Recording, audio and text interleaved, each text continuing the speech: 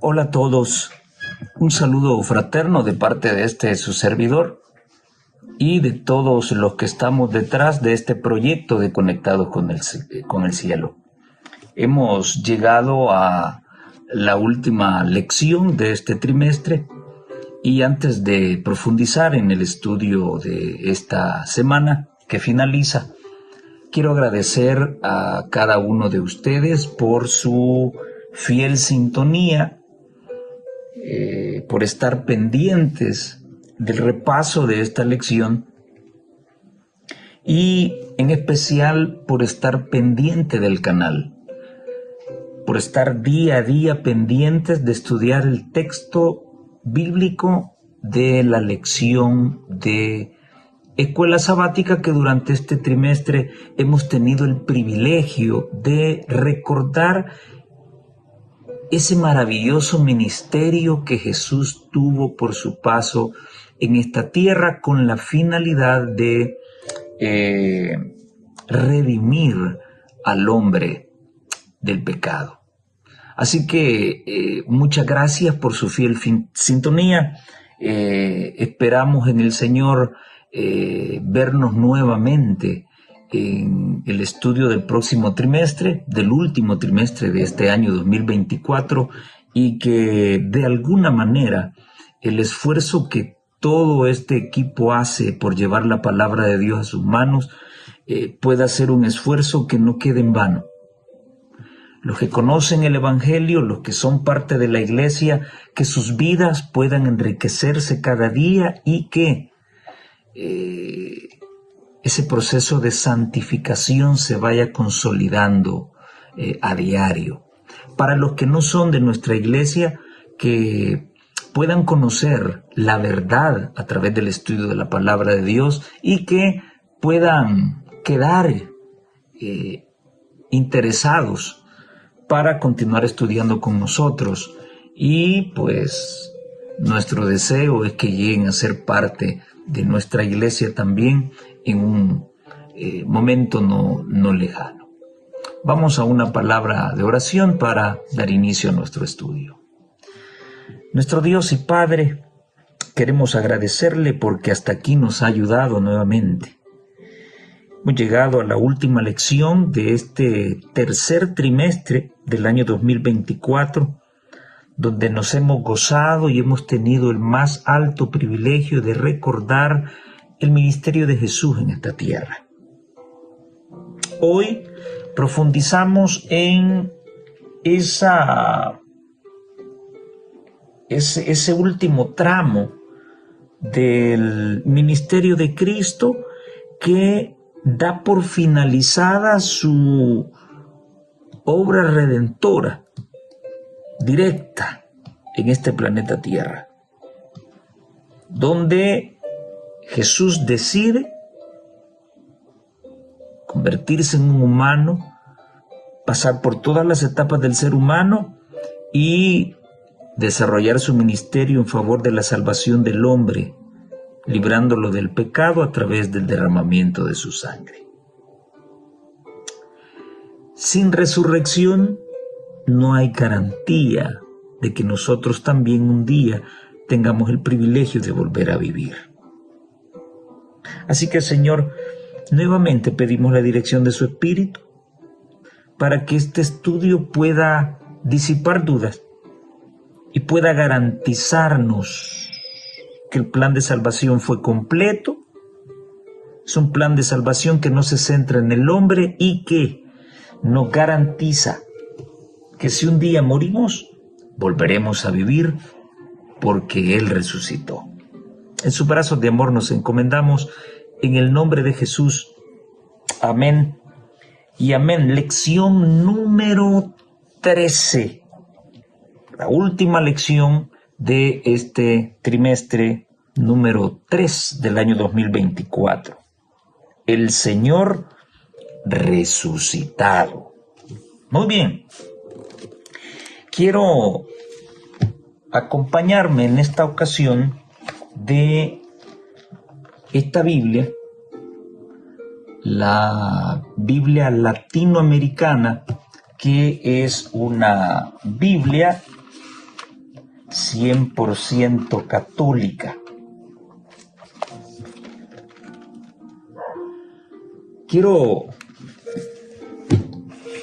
Voy a leer muchos pasajes para demostrar que no hablamos nada fuera de contexto con relación a unos aspectos principales que hemos estudiado en la lección. El texto clave para esta semana lo encontramos en el libro de Marcos, el capítulo número 16 y el versículo 6. Pero él les dijo: no se asusten.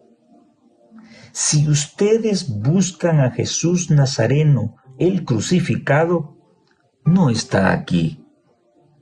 Ha resucitado. Pero este es el lugar donde le pusieron. Muy bien.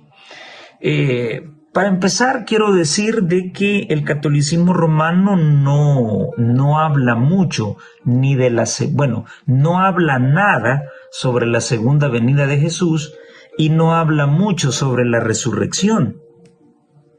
Al hablar de resurrección solamente la vinculan con Jesucristo, solamente se refieren a Jesucristo, pero no hablan mucho de la primera resurrección y mucho menos de la segunda resurrección.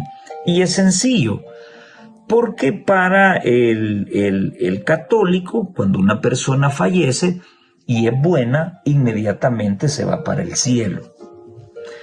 Si tiene algún pecadillo por allí sin purgar, se va al purgatorio y después de un tiempo allí, pues con una misa se puede liberar y puede continuar su camino hacia la vida eterna.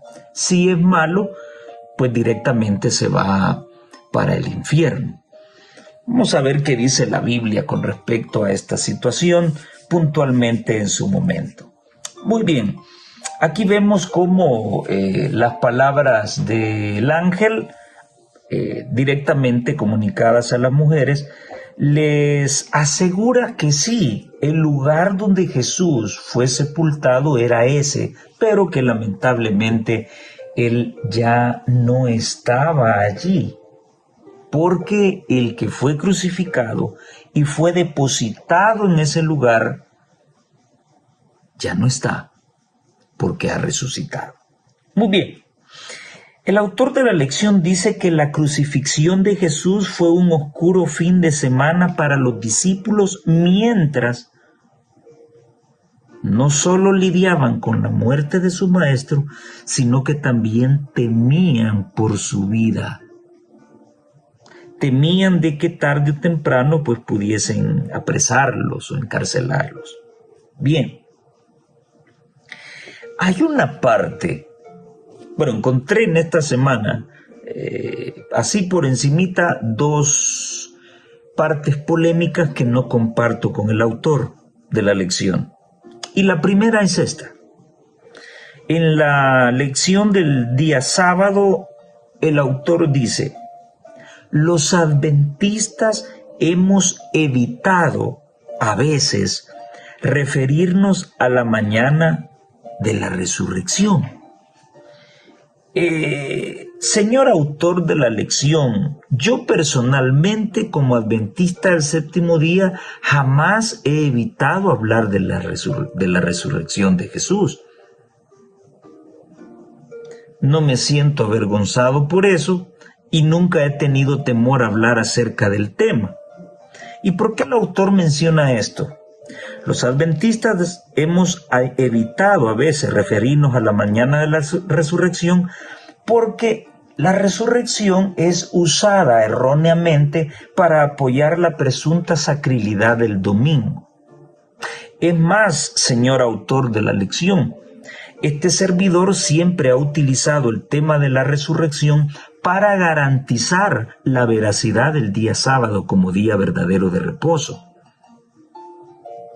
para demostrarle a la gente que No importa que el diccionario diga otra cosa, no importa que el clero católico se invente otra cosa, pero la palabra de Dios le llama al domingo primer día de la semana y no séptimo día de la semana.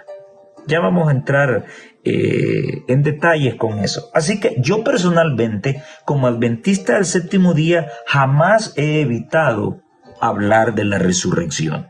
No sé por qué usted escribió eso.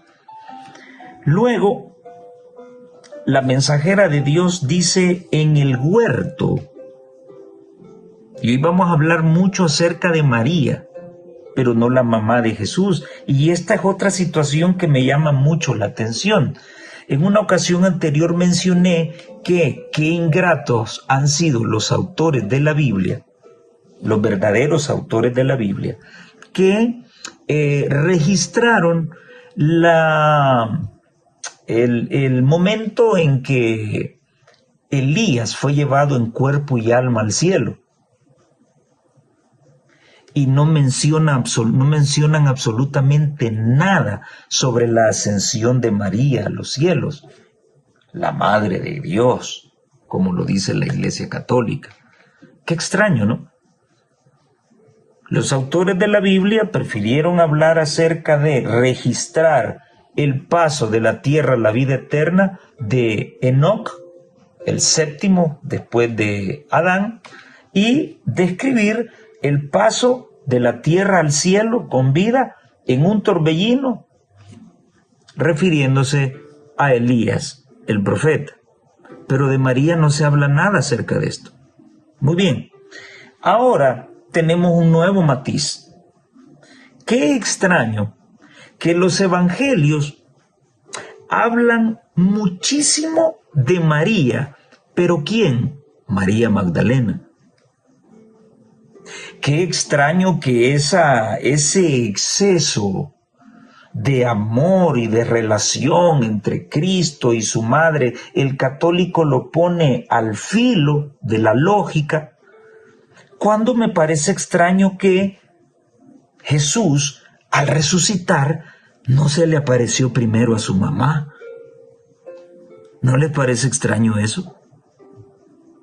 Si tantos pensamientos y oraciones y escritos semánticos de parte del clero católico a María, vinculándola con su Hijo Jesucristo, y que Él mismo vino y la levantó y se la llevó para el cielo porque no podía dejar a su madre pudriéndose en la tierra como cualquier mortal, qué extraño que en esta historia de la resurrección de Cristo, y que así como lo aparentan o lo presentan los católicos, que María sufrió mucho y que su corazón se desgarró, yo considero que Jesús, lo primero que hubiese hecho al resucitar era aparecérsele a su mamá y consolarla.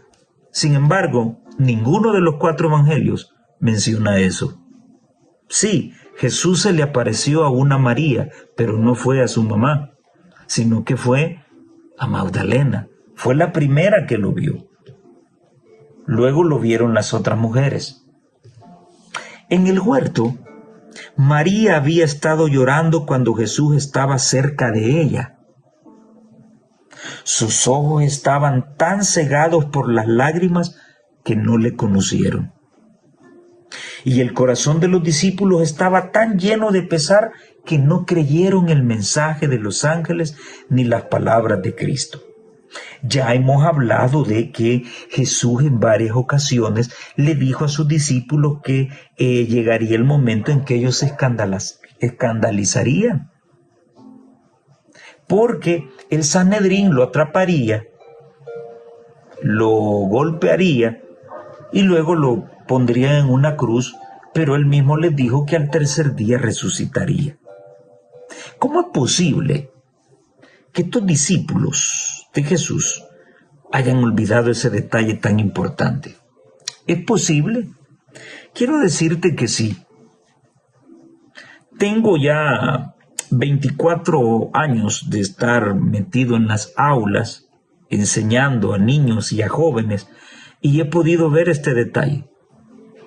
Acabas de terminar de explicarle un contenido a un grupo de estudiantes y en un par de minutos ya han olvidado lo que se les explicó. Yo lo veo todos los días, lo he visto por 24 años, lo he visto durante toda mi formación académica desde que entré al kinder. Ver cómo compañeros olvidan inmediatamente indicaciones que el docente da. No es extraño que dentro del ministerio de Jesús sus discípulos hayan olvidado o no hayan tomado en serio las palabras de Jesús cuando Él les describió cómo serían sus padecimientos y que al tercer día resucitarían. Estaban tan cegados, ni María creyó, ni sus discípulos creyeron el informe que Magdalena llevaba. No era la Virgen María, la mamá de Jesús, la mamá terrenal de Jesús, la que llevó el mensaje a los discípulos. ¿Qué pasó, amigos católicos? ¿Dónde estaba María en todo esto? ¿Acaso fue injusto Jesús? ¿Acaso fue malo Jesús en no aparecérsele a su mamá primero? ¿A no permitir que fuera su mamá que enviara el mensaje de la resurrección a sus discípulos? Ustedes en sus frescos, en sus dibujos del Pentecostés, suelen poner a María en el centro y a los discípulos atrás o alrededor de ella con lenguas de fuego en la cabeza. ¿Qué pasó acá? ¿Por qué María, la mamá de Jesús, no fue la vocera oficial de la resurrección de su hijo ante sus discípulos? ¿No les parecen datos extraños?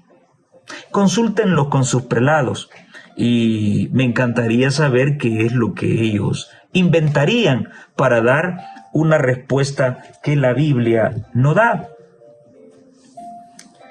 Ahora, frente a esa ceguedad de su pueblo, de sus más allegados, de sus allegados cercanos, vean esta amonestación que da la sierva de Dios.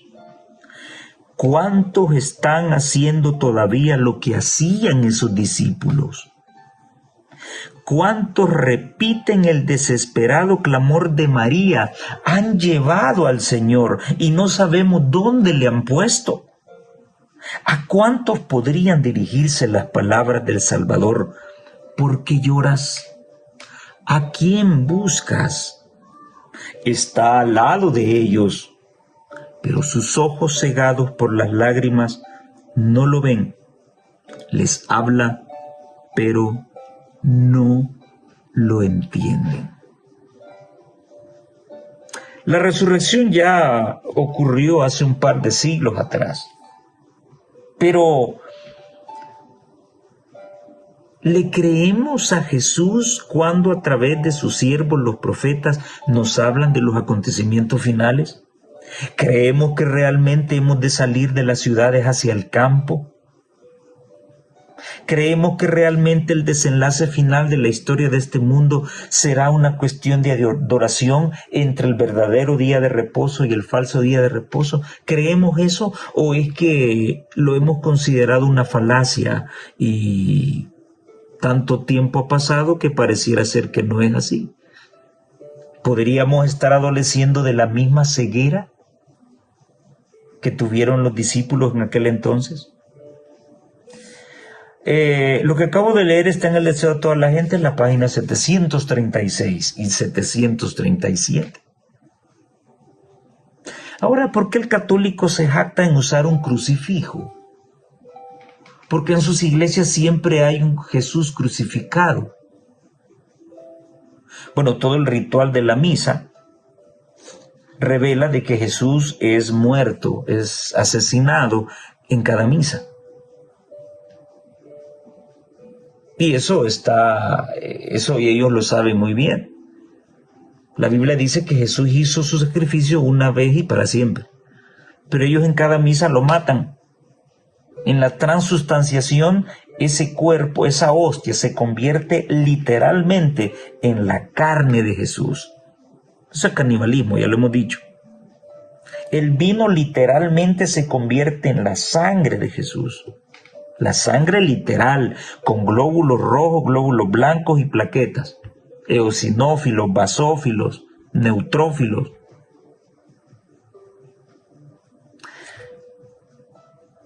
Eso es vampirismo.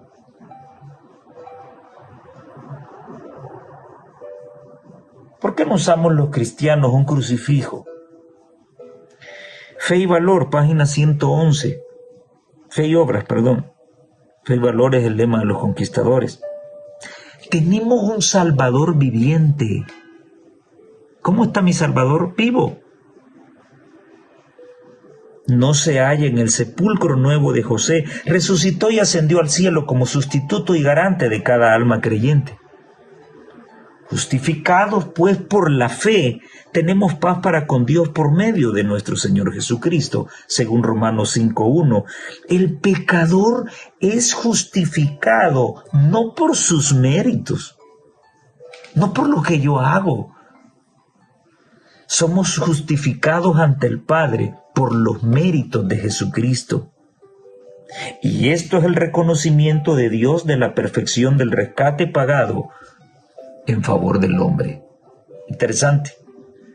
El hecho de que Cristo fue obediente hasta la muerte y muerte de cruz es prenda de la aceptación del pecador arrepentido por parte del Padre. Entonces, ¿nos permitiremos tener una experiencia vacilante de dudar y creer?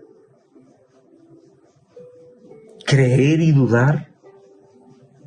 Jesús es la prenda de nuestra aceptación por parte de Dios. Tenemos el favor de Dios, no porque haya mérito alguno en nosotros, sino por nuestra fe en el Señor, nuestra justicia. Muy bien.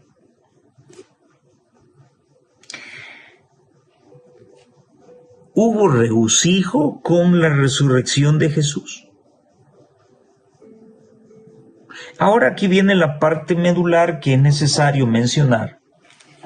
Y esta semana hemos estudiado la otra cara del plan de salvación. La primera consistió en el nacimiento de Jesús, en esa transformación no vidente, en donde Jesús toma un cuerpo humano y no se salta ninguna etapa de la vida de los humanos. Comienza su vida con el nacimiento, la gestación en el vientre de María. María, una mujer como otras, con la única característica especial de que era una mujer obediente a los 10 mandamientos de Dios. Una mujer que guardaba el sábado como día de reposo. Dios no pudo poner a su Hijo santo en el vientre de una mujer adúltera, fornicaria o idólatra. Dios no podía poner a su Hijo santo en el vientre de una mujer que no guardara los 10 mandamientos. Dios no pudo poner a su Hijo en el vientre de una mujer que no guardara el sábado como día de reposo. Recordemos, y queremos recordarle a nuestros amigos católicos, de que María era judía. María no era católica, María no era romana. María, por ser hebrea, guardaba el sábado, no el sábado de los hebreos, sino el sábado que Dios instituyó desde la creación. Porque Dios le entregó el día de reposo a Adán y Eva no tenían nacionalidad. Por lo tanto, María no era romana. El capítulo 16 de Marcos, el versículo 1, dice lo siguiente. Pasado el sábado, María Magdalena, María, la madre de Santiago, y Salomé compraron aromas para embalsamar el cuerpo. ¿Cuándo hicieron esto? Pasado el sábado. Estoy leyendo la Biblia latinoamericana. Pasado el sábado. ¿Por qué fueron a comprar las hierbas aromáticas para embalsamar a Jesús pasado el sábado, amigos católicos y amigos evangélicos? El asunto era que estas santas mujeres, incluyendo a María, la mamá de Jesús, ellas guardaban los 10 mandamientos de Dios. Y dentro de esos 10 mandamientos estaba el mandamiento número 4, que le dice al hombre: acuérdate del día sábado para santificarlo. 6 días trabajarás y harás toda tu obra, mas el 7º día será día de descanso, día de reposo. Interesante. María, todas las Marías, todas las mujeres que estuvieron pendientes del cortejo fúnebre de Jesús y fueron parte de su ministerio, no estaban acostumbradas a comercializar, ni a vender, ni a comprar nada durante las horas sagradas del día de reposo. Eso debe estar muy bien claro aquí. Y la Biblia católica lo dice. Pasado el sábado. Una vez terminaba el sábado, no de 6 de la tarde a 6 de la tarde. De puesta de sol a puesta de sol es la orden. No de 6 a 6. No siempre el sol se oculta a las 6. De tarde a tarde guardaréis vuestro reposo. Ese era el mandato. Se sobreentiende entonces que Jesús murió en la víspera del sábado. Se acercaba la tarde, estaba cayendo la tarde. Jesús muere a las 3 de la tarde. Todo su proceso de muerte y bajarlo de la cruz, ir a pedir permiso del cuerpo, bajarlo de la cruz y enterrarlo, todo esto ocurrió antes del inicio del día de reposo. Por eso la premura. José de Arimatea fue a hablar con las autoridades. Ya estudiamos de que hubo admiración por parte de los gobernantes de que Jesús muriera tan pronto. Sí, también Jesús se apresuró a guardar el día de reposo. Así que bajaron su cuerpo, le pusieron una sábana y fueron a depositarlo a ese sepulcro donde nunca habían depositado a nadie. Las mujeres iban allí, pendientes, fueron a ver cuál era el sepulcro. Se memorizaron muy bien el camino para llegar allí. Luego regresaron apresuradas porque estaba por comenzar el día de reposo. Hoy en día, el papado, trabajando a través de la lengua española y a través de esas organizaciones internacionales que tienen que ver con la fabricación de diccionarios y eso, hoy en día definen al domingo como 7º día de la semana. Los diccionarios pueden decir una cosa, los libros de historia pueden decir otra, sí, pero la palabra de Dios no puede mentir. Católicos, evangélicos, todo el mundo cristiano, estamos de acuerdo que Jesús resucitó en domingo. Y eso para mí nunca ha sido un problema. Es más, es una catapulta para hablar acerca del día sábado, el verdadero día del Señor. Muy bien. ¿Qué número de día es el domingo? ¿Es el 7º realmente?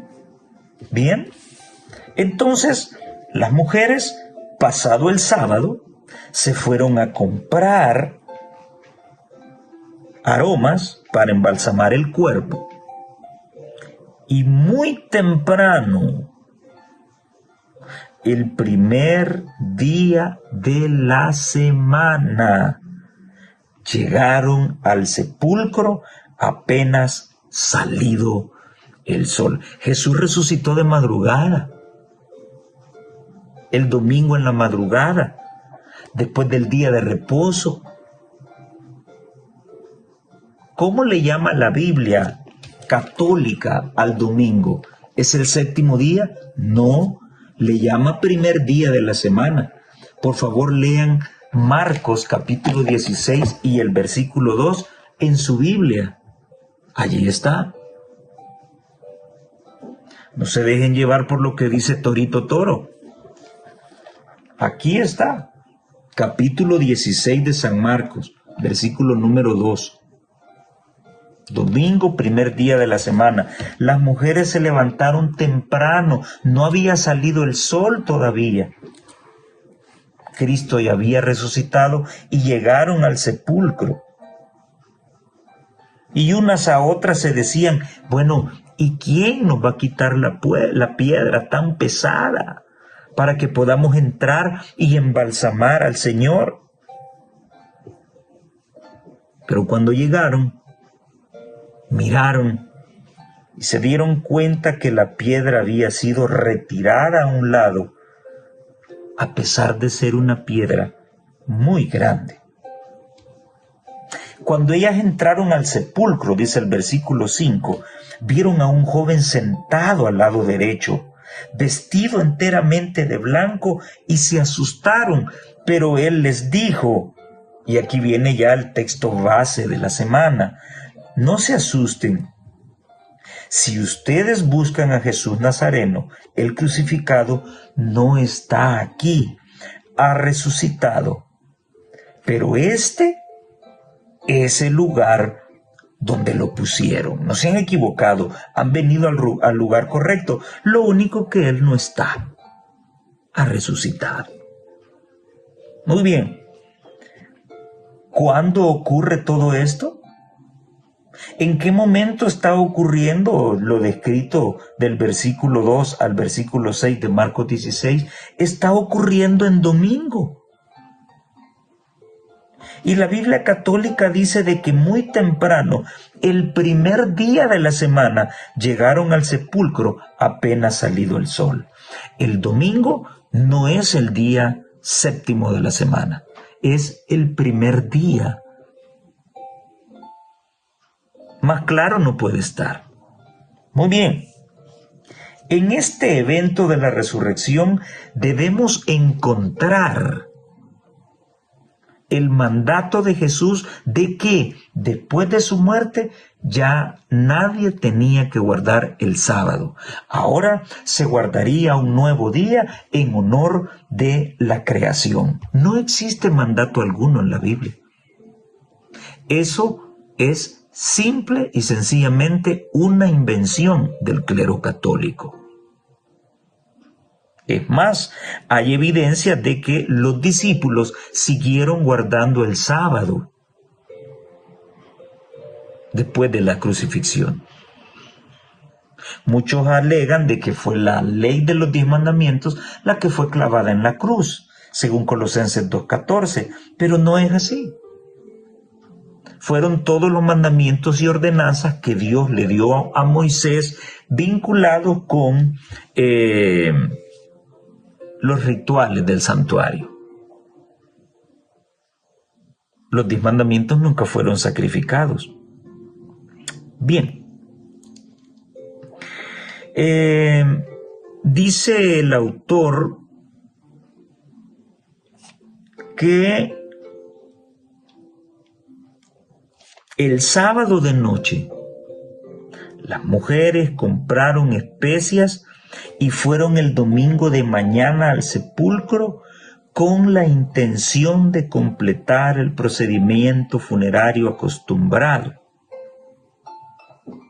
Desde temprano, dice el autor, como en el siglo II, el cristianismo consideró significativo el hecho de que Jesús resucitó en domingo. Esto se convirtió en el fundamento de la presunta sacralidad del domingo. Pero, ¿eso es lo que el Nuevo Testamento enseña? No lo enseña en ninguna manera. ¿Quién se inventó de que Jesús, al resucitar, cambió la santidad del sábado al domingo? Ahora, si el domingo nos va a permitir celebrar ese evento maravilloso, bueno, habría que celebrar también su muerte. Les dije que esta semana estudiamos la segunda fase del plan de salvación. La primera, ¿cuál era? Su muerte.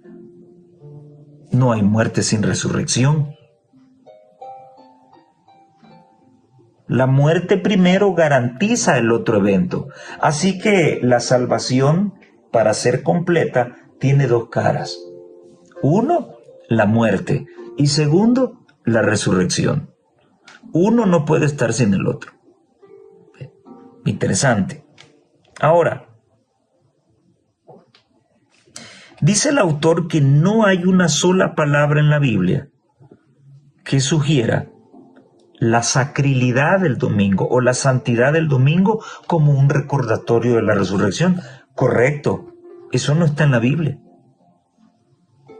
Ese recordatorio es el bautismo. Y cita el autor el libro de Romanos, el capítulo 6 y el versículo número 4. Por este bautismo en su muerte fuimos sepultados con Cristo. Y así como Cristo fue resucitado de entre los muertos por la gloria del Padre, así también nosotros empezamos una vida nueva. Interesante. Ahora dice el autor, debemos como adventistas regocijarnos por la resurrección de Jesús ocurrida el domingo de mañana. Segunda polémica, segunda situación con la que no estoy de acuerdo con el autor. ¿Y por qué no estoy de acuerdo? Siento que este pensamiento es demasiado católico, figurando en un escrito adventista. Bueno, hay que destapar y denunciar lo que no está bien. ¿Por qué yo como adventista del séptimo día tengo que regocijarme de que Jesús haya resucitado en domingo?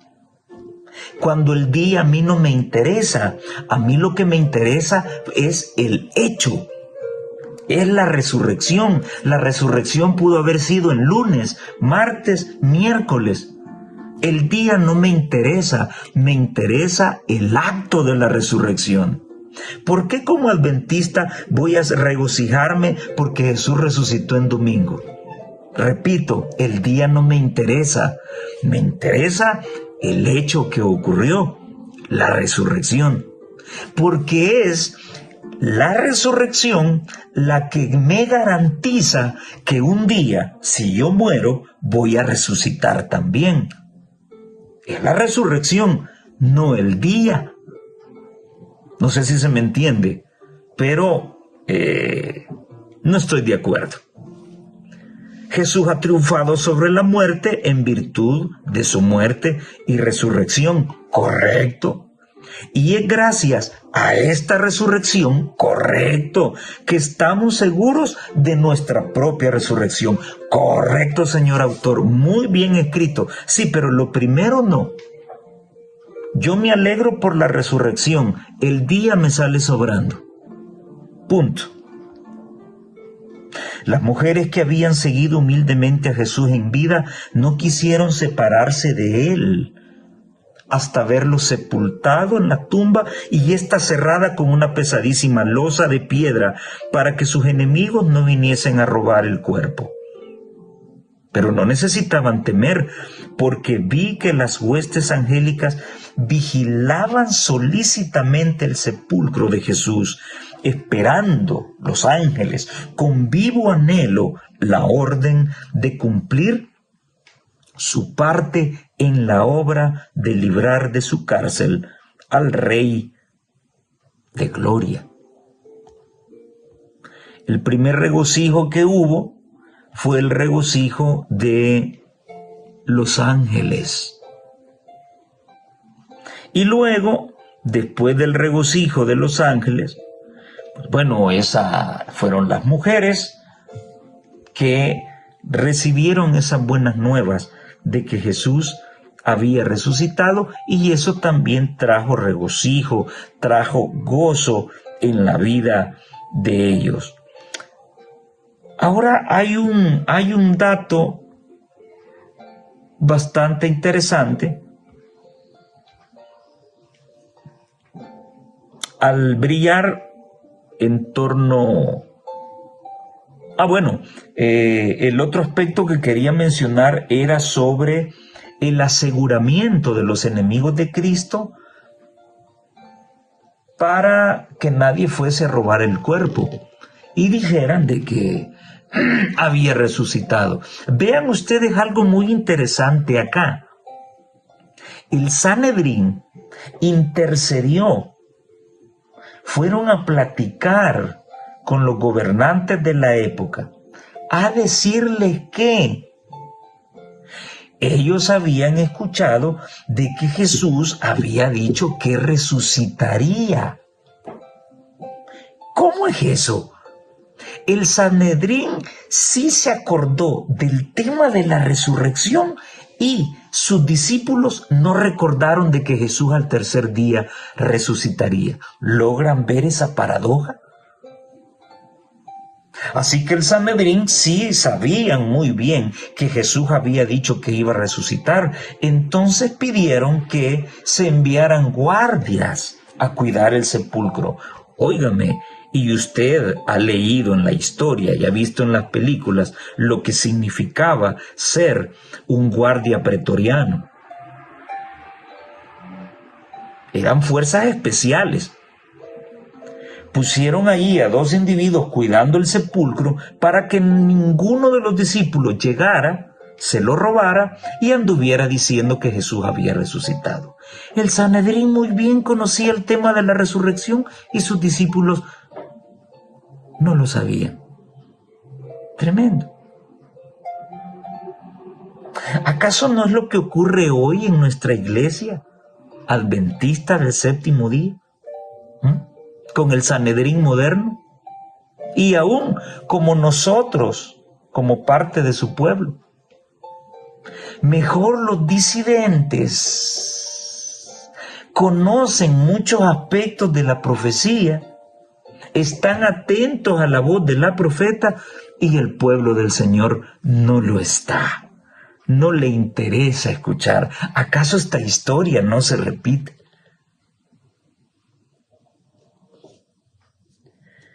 Así que esa tumba estaba bien custodiada y estaba sellada para que se demostrara que nadie había roto ese sello. O sea, todo estaba garantizado para que nadie moviera la piedra.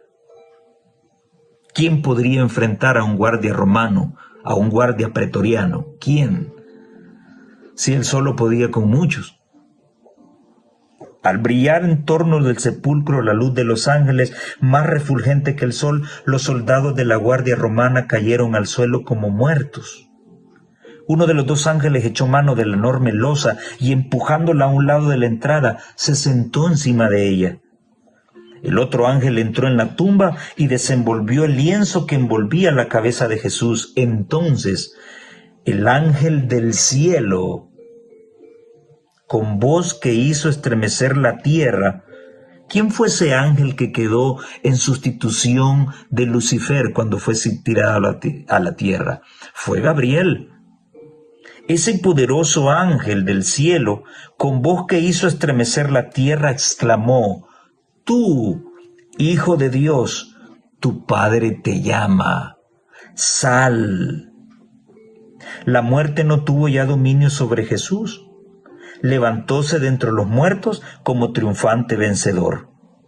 La hueste angélica contemplaba la escena con solemne admiración, y al surgir Jesús del sepulcro, aquellos resplandecientes ángeles se postraron en tierra para adorarle y le saludaron con cánticos triunfales de victoria. Aquí hay otra cuestión interesante.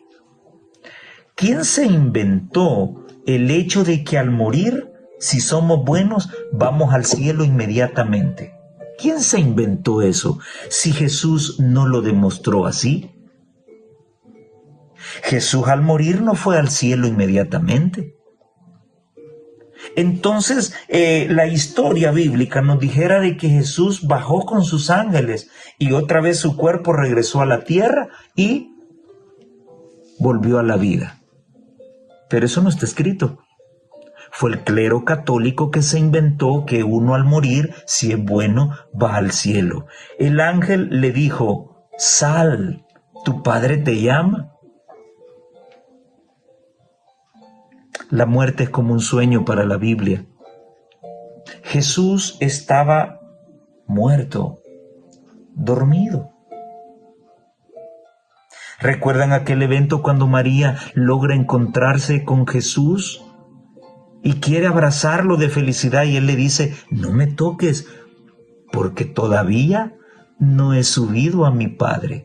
El mismo Jesús, con su ejemplo, nos está demostrando que cuando alguien muere no va al cielo. Antes debe resucitar. Interesante. Y aquí es donde el curita católico Luis Toro malinterpreta el versículo 25 del capítulo número 11 del libro de Juan, el Evangelio de San Juan. Dice la palabra de Dios. Voy a leer el 21. Marta le dijo a Jesús: si hubieras estado aquí, mi hermano no habría muerto. Pero aún así, yo sé que puedes pedir a Dios cualquier cosa y Dios te la concederá. Y entonces Jesús le dice a Marta: tu hermano resucitará. Estoy leyendo la Biblia católica. Tu hermano resucitará. Y vean cómo Marta tenía correctamente el concepto de la resurrección. Marta respondió, versículo 24: ya sé que será resucitado en la resurrección de los muertos, en el último día. Muy bien. Luis Toro enseña de que acá Jesús cambió toda esta dinámica de la resurrección al decir lo siguiente. Le dijo Jesús: yo soy la resurrección y la vida. El que cree en mí, aunque esté muerto, vivirá. Ahora, voy a leer lo que dice el texto católico, porque lo dije de memoria. Muy bien. Yo soy la resurrección y la vida. El que cree en mí, aunque muera, vivirá.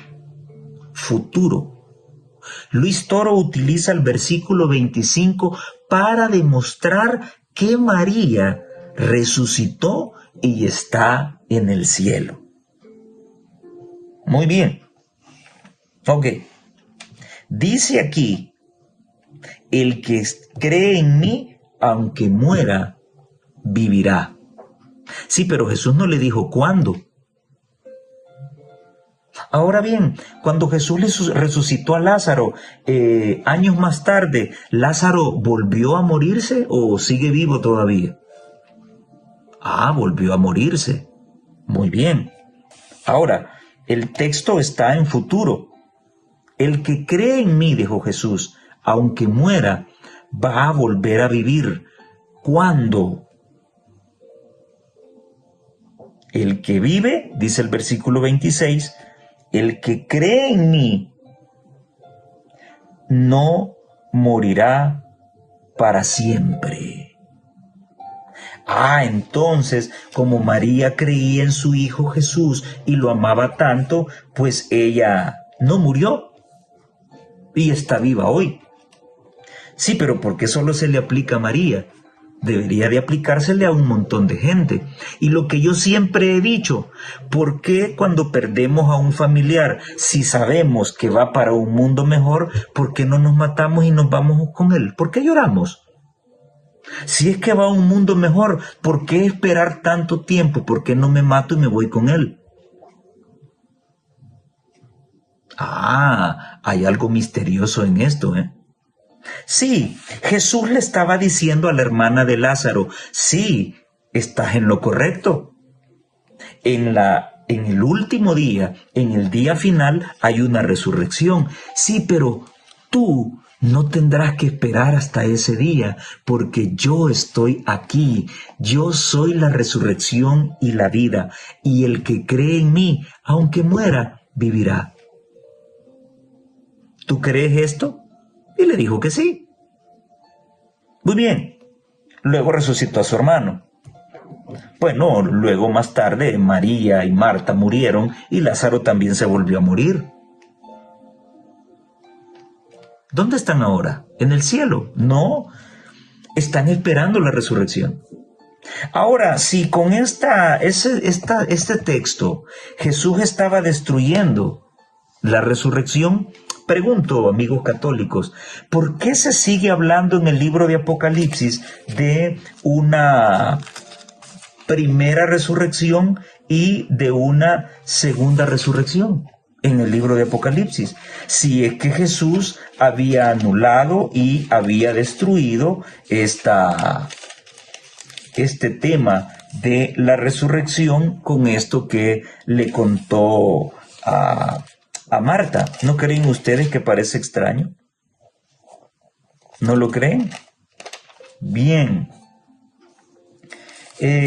Pueden leer el capítulo número 20 de Apocalipsis y allí ustedes van a encontrar el tema de las dos resurrecciones. Interesante. El versículo 5 del capítulo 20, voy a leer el 4, Apocalipsis 20, versículo 4, está aquí en la Biblia católica, y dice: también vi unos tronos, y sentados en ellos los que tienen poder para juzgar. Vi también las almas de aquellos a quienes les cortaron la cabeza por causa de las enseñanzas de Jesús y de la palabra de Dios. Vi a todos los que no habían adorado a la bestia, al papado, ni a su imagen, que representa al protestantismo apóstata, y no habían recibido su marca, o sea, el domingo, como falso día de adoración, en la frente o en la mano. Volvieron a la vida y reinaron 1000 años con el Mesías. ¿Cómo se le llama a todo ese proceso descrito en el versículo 4? Y el versículo 5 dice: esta es la primera resurrección. Y luego dice: el resto de los muertos no volvieron a la vida hasta que se cumplieron los 1000 años. Lo dice la Biblia católica. Y como ustedes supuestamente inventaron la Biblia, pues bueno, deberían de creer en esto. El libro de Apocalipsis habla de dos resurrecciones en el futuro. Pero así como ustedes enseñan de que cuando uno muere se va al cielo, ¿a quién va a venir a resucitar Jesús? ¿A qué personas buenas va a venir a resucitar Jesús? Pregunto. Es interesante este tema de la resurrección.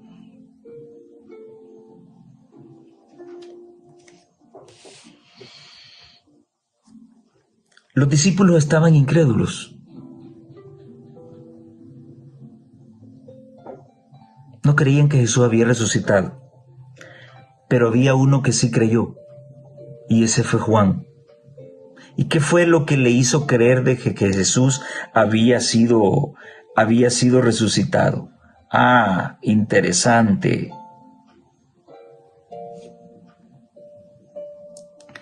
Los lienzos con los que habían envuelto a Jesús no estaban tirados, no estaban desordenados, no estaban despedazados, estaban bien dobladitos.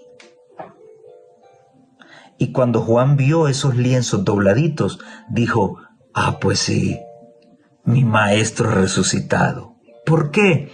Porque Juan sabía que Jesús era muy ordenado.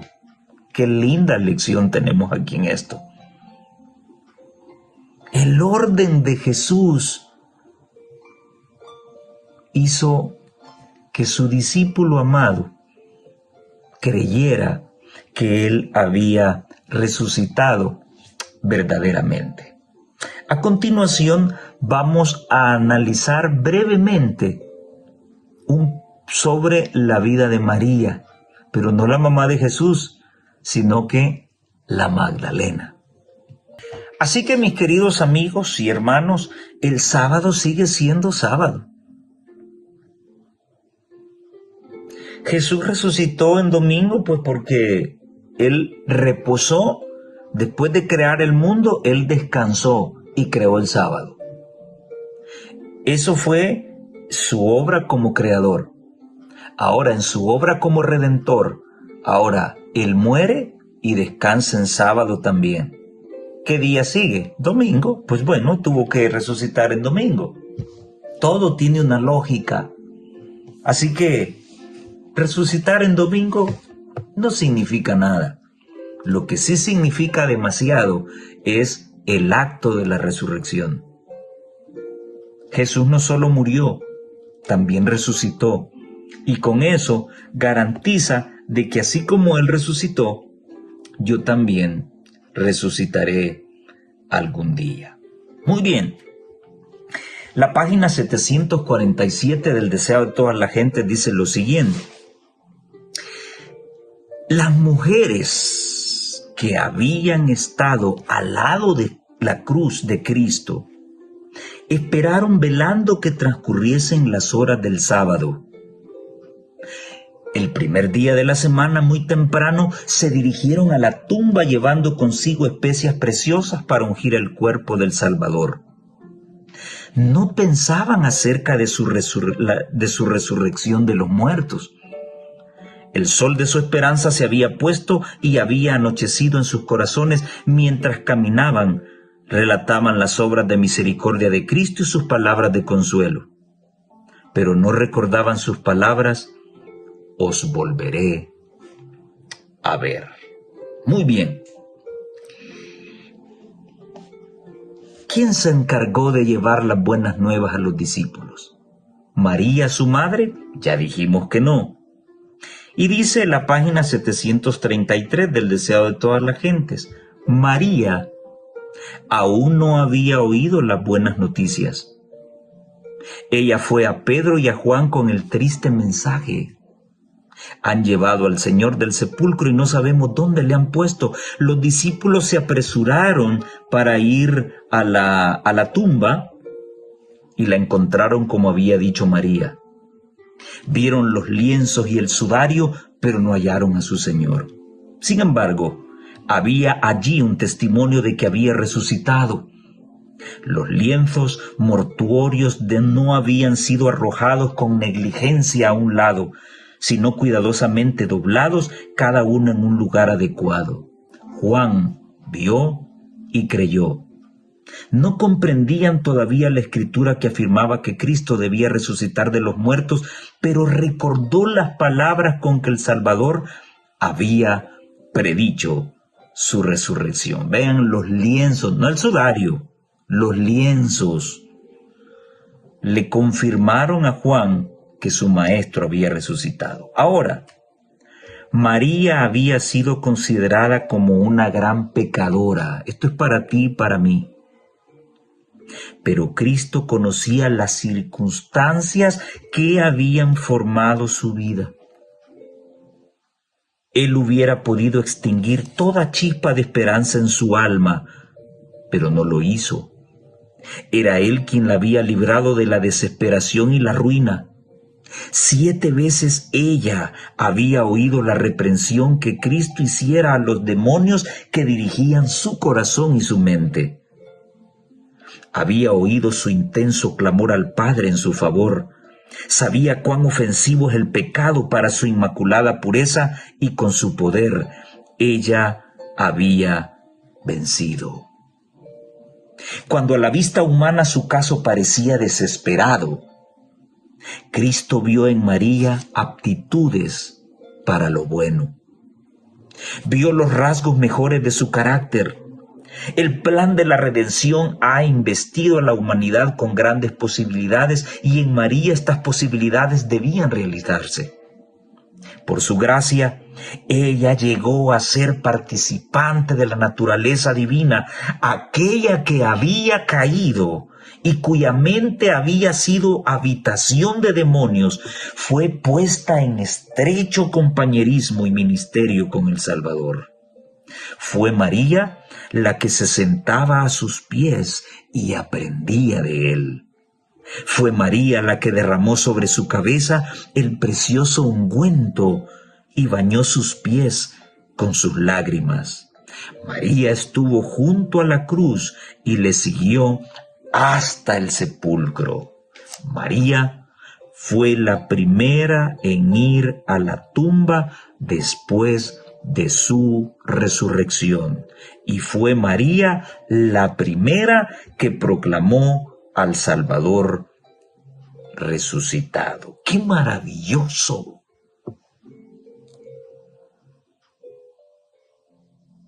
Jesús conoce la pecaminosidad que hay en nuestro corazón, pero no nos rechaza. Él no rechazó a María. Siempre fue consolador. Siempre estuvo dispuesto. Él vio algo bueno en María. Y María desarrolló un maravilloso ministerio. Lo acabo de describir. Allí estuvo sufriendo con Cristo. Allí estuvo ella sentada a los pies de Jesús aprendiendo las grandes lecciones. Estuvo en la cruz sufriendo por su maestro. Ella fue la que derramó, la embalsamó con aquel ungüento carísimo, bañó sus pies con sus lágrimas. Lo siguió hasta el sepulcro, fue la primera en ir a la tumba y fue la primera en llevar las buenas nuevas. Yo considero de que en María Magdalena debería descansar el fundamento de la iglesia, no en Pedro, así como lo enseña el catolicismo romano. Tendría que ser María Magdalena la primera papisa. ¿No lo creen? Sí, pero está mal aplicado el asunto del fundamento. Jesucristo es el fundamento de la iglesia. Y el ejemplo de María Magdalena es un ejemplo para todos aquellos que, aún conociendo las cosas santas y cayendo en pecado, Dios mira ese algo bueno que hay en nuestro corazón y nos da una oportunidad. María Magdalena se aprovechó de esa oportunidad, se tomó de esa oportunidad y Dios la convirtió en su mensajera, en dar las buenas nuevas de la resurrección. El otro testimonio que se tiene de su resurrección es que la palabra, como lo estudiamos esta semana, revela de que Jesús se le apareció a muchas otras personas más. No solo a Magdalena, no solo a sus discípulos, a los discípulos de Maús, sino que a muchas personas más que podían testificar acerca de su resurrección. Finalmente, queridos amigos y hermanos, Jesús nos envía por el mundo para ser discípulos, para predicar las buenas nuevas de salvación. ¿Estaremos nosotros interesados en ese llamado? No hemos sido testigos de su resurrección. No lo tocamos después de estar resucitado. Solamente tenemos el registro bíblico como prueba fehaciente de la veracidad de la resurrección de Jesús. Lo creemos por fe. Y así como Él resucitó, nosotros vamos a depositar a nuestros familiares y amigos a la tumba fría con la esperanza de que así como Él resucitó, también resucitará en el día postrero a todos aquellos que crean en Él. ¿Y cuándo será el día postrero? El día en que Jesús vuelva por segunda vez y los muertos en Cristo resuciten primero. Amigo católico, si una persona buena al morir se va al cielo directamente,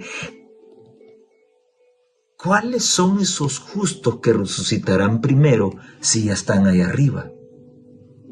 No, la Biblia no dice que cuando Jesús venga, Él vendrá con sus justos resucitados. No, Él viene con millares de ángeles entre las nubes de los cielos y viene a resucitar a los que murieron confiando y creyendo en Él.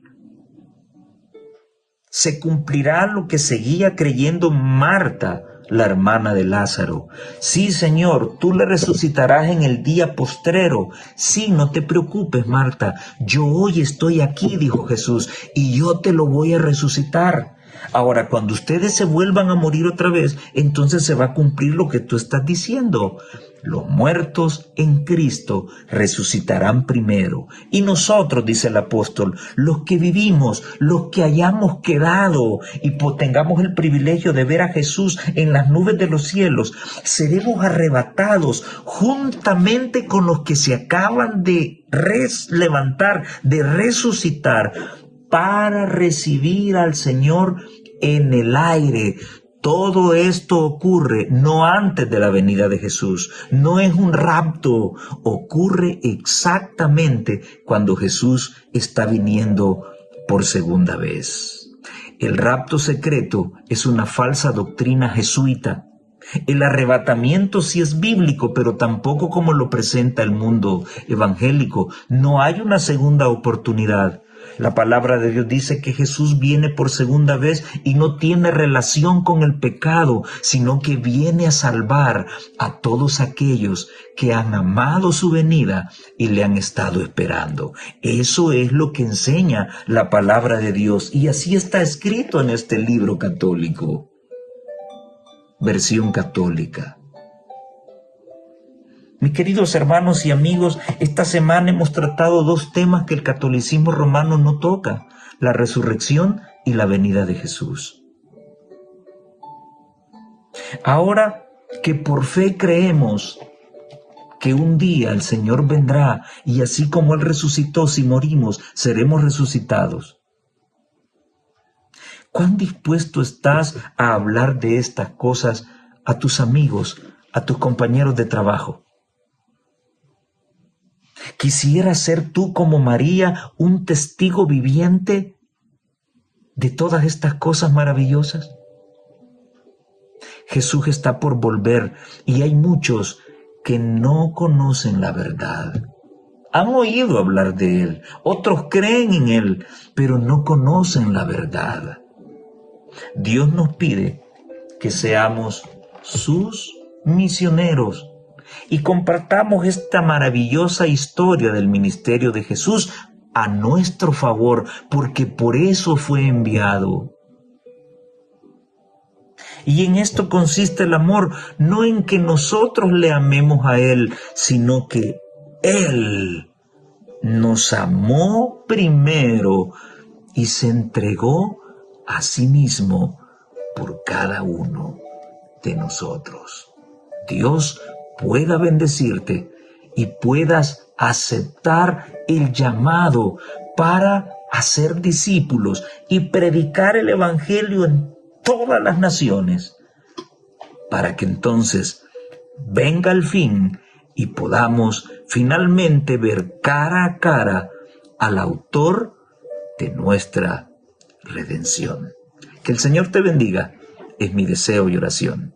Nos vemos en la próxima.